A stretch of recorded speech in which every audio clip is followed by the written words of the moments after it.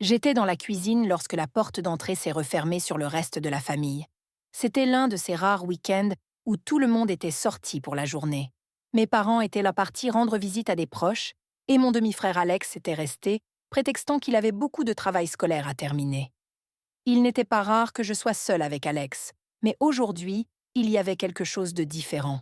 Il y avait un certain calme dans la maison qui faisait que chaque bruit, même le plus léger, semblait plus fort que d'habitude. Je me suis occupée de préparer le déjeuner, en essayant d'ignorer la sensation bizarre que j'avais dans l'estomac.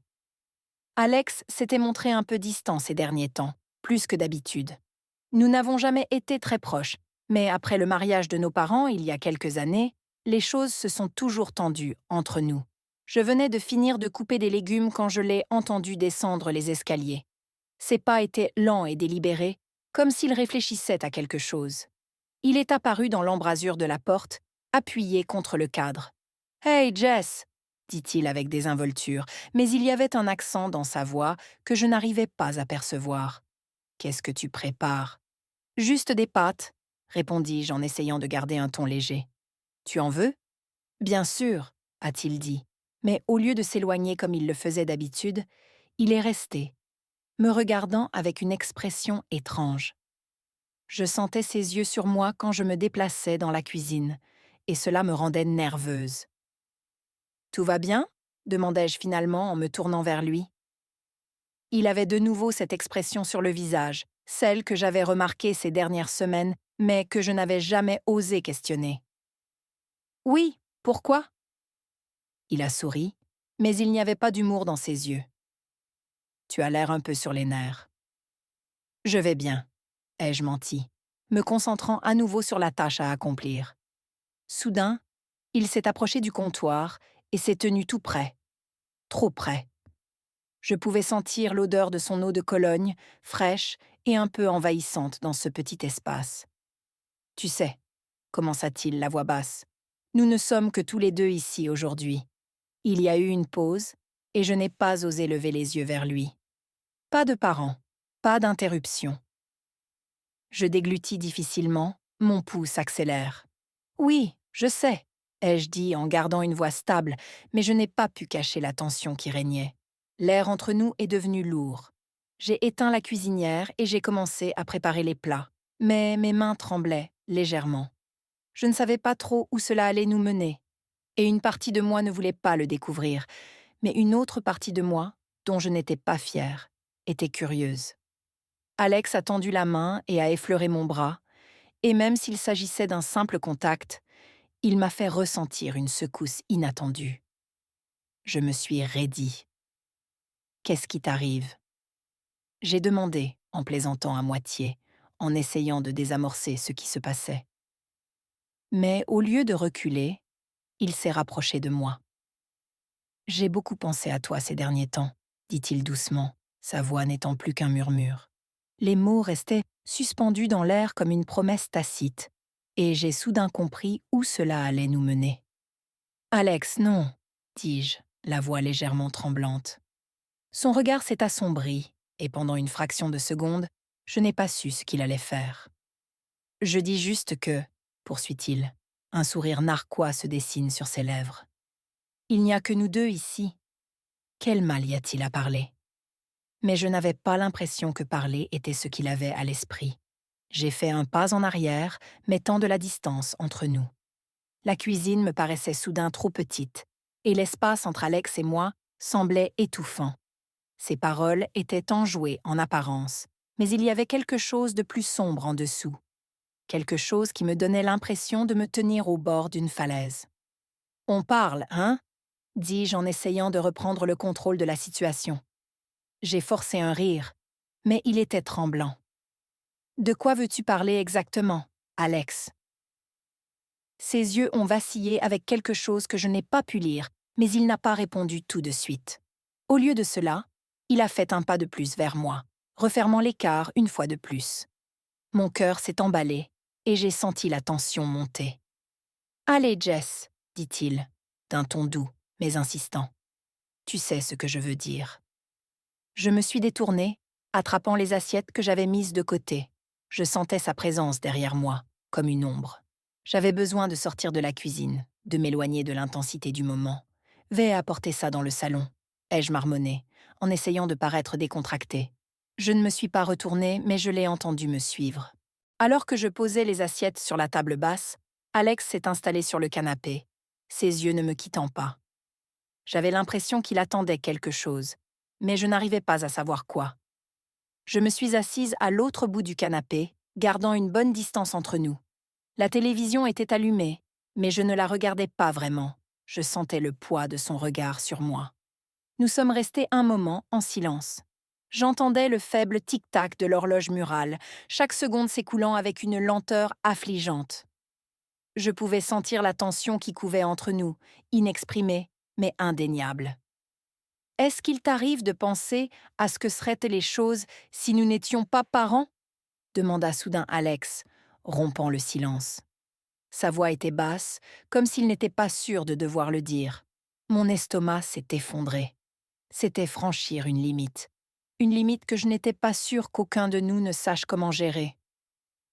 Je n'ai pas répondu tout de suite. Comment pouvais-je répondre à quelque chose comme ça ? C'est une question bizarre, ai-je dit, essayant de détourner l'attention. J'ai ramassé la nourriture dans mon assiette, mais je n'avais plus d'appétit depuis longtemps. Mais est-ce que c'est le cas ? A-t-il insisté en se penchant en avant. Je veux dire, techniquement, nous ne sommes même pas liés par le sang. Tu n'es que ma demi-sœur. C'était ça, l'excuse qui donnait l'impression que cette conversation n'était pas complètement fausse. Mais ça ne la rendait pas correcte non plus. Je l'ai finalement regardé, et l'intensité de ses yeux m'a prise au dépourvu. Il ne plaisantait pas. Ce n'était pas une simple plaisanterie entre frères et sœurs. Il était sérieux, et cela m'effrayait plus que je ne voulais l'admettre. « Alex, on ne peut pas », ai-je commencé, mais il m'a interrompu. « Pourquoi pas ?» demande-t-il d'une voix douce, presque suppliante. « Qui va le savoir ?» Ce n'est pas comme si nous faisions quelque chose de mal. Nous ne faisons que parler. Il n'arrêtait pas d'utiliser ce mot, comme s'il s'agissait d'une sorte de couverture pour ce qu'il voulait vraiment dire. Je secoue la tête. Ça n'a pas d'importance. Nous sommes une famille maintenant, que tu le veuilles ou non. Ça, j'ai fait un geste entre nous. Ça ne peut pas arriver. Il n'a rien dit pendant un moment, mais je pouvais voir la frustration monter derrière sa façade calme. « Jess, » dit-il enfin, en se rapprochant de moi. « J'ai vu la façon dont tu me regardes parfois. Ne fais pas comme si tu n'y avais jamais pensé. » Je me suis figée. Ces mots m'ont frappé plus fort que je ne l'aurais cru, car, au fond de moi, je savais qu'ils contenaient une part de vérité. Il y avait eu des moments, des pensées fugaces que j'avais toujours repoussées, sur lesquelles je ne m'étais jamais autorisée à m'attarder. Mais maintenant, assise ici avec lui, c'était comme si ces pensées étaient étalées au grand jour, exposées à notre vue à tous les deux. « Arrête », ai-je dit, ma voix étant à peine un murmure. Je ne savais pas si je lui disais d'arrêter ou si je me le disais à moi-même. Mais il ne s'est pas arrêté. Au contraire, il tendit la main et écarta doucement une mèche de cheveux de mon visage, ses doigts s'attardant un peu trop longtemps. Ce contact me fit frissonner, et je détestais la réaction de mon corps. Je détestais le fait de ne pas le repousser immédiatement. « Alex, je t'en prie, » dis-je, la voix tremblante. « Ce n'est pas bien. » Il a retiré sa main, mais ses yeux sont restés fixés sur les miens. Pendant un instant, j'ai cru qu'il allait insister davantage, mais il s'est alors adossé au canapé, poussant un gros soupir. « Tu as raison, » dit-il finalement en se passant une main dans les cheveux. « Je suis désolée, je ne sais pas ce qui m'a pris. » La pièce s'est alourdie, l'air s'est chargé d'une tension inexprimée. Nous sommes restés assis en silence pendant un moment, aucun de nous ne sachant quoi dire ensuite. Je sentais mon pouls ralentir, mais mon esprit était toujours en ébullition. Une partie de moi était soulagée qu'il se soit retiré, mais une autre partie, celle que je ne voulais pas reconnaître, était déçue. Je détestais ce sentiment. Nous devrions oublier ce qui s'est passé, ai-je dit, plus à moi-même qu'à lui. Alex n'a pas répondu tout de suite, mais au bout d'un moment, Il a hoché lentement la tête. Oui, tu as peut-être raison. Mais quelque chose dans sa voix me disait qu'aucun de nous deux n'allait oublier cela de sitôt. Le silence entre nous s'est prolongé, s'épaississant à chaque seconde qui passait. J'essayais de me concentrer sur la télévision, mais rien n'apparaissait. Mon esprit repassait sans cesse les mots d'Alex, son contact et la façon dont j'y avais répondu. Je n'arrivais pas à me défaire de l'inconfortable vérité que, d'une manière ou d'une autre, une partie de moi avait voulu qu'il aille plus loin. Je détestais cette idée. J'avais l'impression d'avoir franchi une limite tacite, même si je n'avais rien fait de mal. Mais les limites émotionnelles peuvent être tout aussi réelles que les limites physiques. Et il était clair que nous venions tous les deux de franchir une ligne que nous ne pouvions pas dépasser. Je vais nettoyer la cuisine, ai-je marmonné en me levant brusquement. J'avais besoin de bouger, de m'éloigner de lui, ne serait-ce que pour quelques minutes. J'ai entendu Alex marmonner quelque chose en réponse, mais je ne suis pas restée pour entendre ce que c'était. Mon cœur battait toujours la chamade, et les murs de la maison semblaient se refermer sur moi. Dans la cuisine, j'ai essayé de m'occuper en faisant la vaisselle, mais mes pensées revenaient sans cesse au canapé, à Alex et à ce qui venait de se passer. Je ne savais pas comment nous allions pouvoir passer à autre chose, comment nous allions pouvoir prétendre que tout était normal alors que ce n'était manifestement pas le cas. Alors que je restais là, à frotter une assiette déjà propre, j'ai entendu des pas derrière moi. Je n'ai pas eu besoin de me retourner pour savoir que c'était Alex. « Jess », dit-il doucement, se tenant dans l'embrasure de la porte. « Il faut qu'on parle. » Je secouai la tête, lui tournant le dos. « Je ne pense pas que nous devrions. » Il soupira, et je pouvais entendre la frustration dans sa voix. « On ne peut pas faire comme si rien ne s'était passé. » « C'est exactement ce que nous allons faire, » ai-je dit fermement, me tournant enfin vers lui. J'ai croisé son regard, j'ai essayé de rester forte, mais c'était difficile. Je pouvais voir le conflit dans son expression, et je savais qu'il n'allait pas laisser passer ça facilement. « Pourquoi ?» demanda-t-il en se rapprochant. « Pourquoi as-tu si peur d'admettre qu'il y a quelque chose entre nous ? » « Parce que c'est mal. J'ai craqué, plus fort que je ne l'aurais voulu. Ce n'est pas normal, Alex. Nous sommes une famille, ou du moins, nous sommes censés l'être. » Il se moque. « Nous ne sommes pas vraiment une famille, Jess. Tu le sais bien, nous n'avons pas grandi ensemble.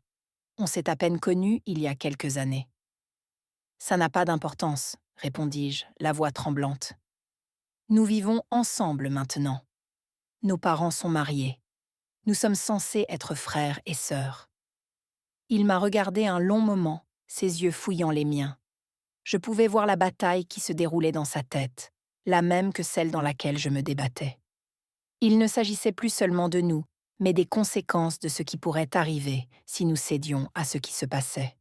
« J'ai compris, » dit-il doucement, son ton s'étant adouci. « Je comprends. Mais je ne peux pas prétendre que je ne ressens rien pour toi, Jess. » Ces mots sont restés en suspens et j'ai senti ma poitrine se serrer. C'était exactement ce que je craignais. Admettre qu'il y avait quelque chose entre nous était dangereux, non seulement à cause de ce que cela pouvait signifier pour notre relation, mais aussi parce que, une fois que c'était révélé au grand jour, il n'y avait pas de retour en arrière possible. « On ne peut pas faire ça, » ai-je dit, ma voix dépassant à peine un murmure. « Ça va tout gâcher. » Alex a pris une grande inspiration et a hoché lentement la tête, mais je pouvais lire la déception dans ses yeux. « Je ne veux rien gâcher. C'est juste que je ne m'attendais pas à ressentir cela. » J'ai senti une boule se former dans ma gorge. Je ne voulais pas lui faire de mal, mais je ne pouvais pas laisser les choses aller plus loin. Je devais y mettre un terme avant que les choses ne se compliquent davantage. « Il faut qu'on arrête, » dis-je fermement. « Quoi que ce soit, quoi que vous pensiez, ce n'est pas réel. Nous sommes juste désorientés parce que nous sommes coincés dans la même maison depuis si longtemps. Une fois que nous aurons un peu d'espace, les choses reviendront à la normale. » Alex n'a rien dit pendant un moment, mais je pouvais voir la lutte interne sur son visage. Finalement, il a hoché la tête, bien qu'à contre-cœur. « D'accord, » a-t-il dit en reculant légèrement. Je vais me retirer. Je ne veux pas vous mettre mal à l'aise. J'ai laissé échapper une respiration que je n'avais pas réalisée. Le soulagement m'envahit, mais il est mêlé à un profond sentiment de malaise. J'avais espéré que cela rendrait les choses plus faciles, mais maintenant, je n'en étais plus si sûre. Merci, ai-je dit doucement, même si ma voix était tendue. J'ai forcé un petit sourire, mais il semblait creux. Il s'est retourné pour partir, mais il s'est arrêté sur le seuil de la porte. Jess, pour ce que ça vaut, je ne voulais pas rendre les choses bizarres. J'ai juste... je ne sais pas. Je suppose que j'ai mal interprété les choses. C'est bon, ai-je dit, même si nous savions tous les deux que ce n'était pas le cas. Oublions tout ça. Il m'a jeté un dernier regard avant de s'éloigner, me laissant à nouveau seule dans la cuisine. Dès qu'il fut parti, je m'appuyai contre le comptoir, la tête me tournant. J'avais mis fin à ce qui se passait entre nous. Mais je n'arrivais pas à me débarrasser du sentiment que ce n'était pas fini. Il y avait quelque chose d'irrésolu, quelque chose qui restait dans l'air entre nous. Et peu importe à quel point je voulais prétendre le contraire, je savais que le fait de l'éviter ne le ferait pas disparaître. Les jours passèrent, et Alex et moi nous installâmes dans un silence fragile. Nous évitions tous les deux de parler de ce qui s'était passé, mais la tension entre nous persistait comme une tempête prête à éclater. Chaque fois que nos chemins se croisaient dans la maison, nous avions l'impression que l'air devenait plus lourd, que quelque chose de non dit nous oppressait tous les deux. Un soir, j'étais dans ma chambre quand on a frappé doucement à la porte. Je savais que c'était lui avant même qu'il ne parle. « Jess, on peut parler ?» Sa voix était hésitante, prudente. J'ai hésité, mais finalement, j'ai ouvert la porte juste un peu. « De quoi ?»« Je veux juste. Je veux que les choses aillent bien entre nous, » a-t-il dit calmement. « Je ne veux pas que les choses soient bizarres pour toujours. » J'ai hoché la tête, ne sachant que dire. « Oui, moi aussi. » Nous sommes restés là un moment, sans bouger. Puis, sans rien dire d'autre, il a hoché la tête et est parti. Alors qu'il s'éloignait, j'ai senti un étrange sentiment de finalité s'installer en moi. Ce qui s'était passé entre nous était terminé, et même s'il y avait encore de la tension, il était clair que nous avions tous les deux décidé d'aller de l'avant. Et dans ce moment de calme, j'ai réalisé que parfois, les choses que nous ne disons pas peuvent être plus fortes que celles que nous disons. Merci d'avoir écouté mon histoire. N'oubliez pas de vous abonner à notre chaîne pour voir d'autres vidéos.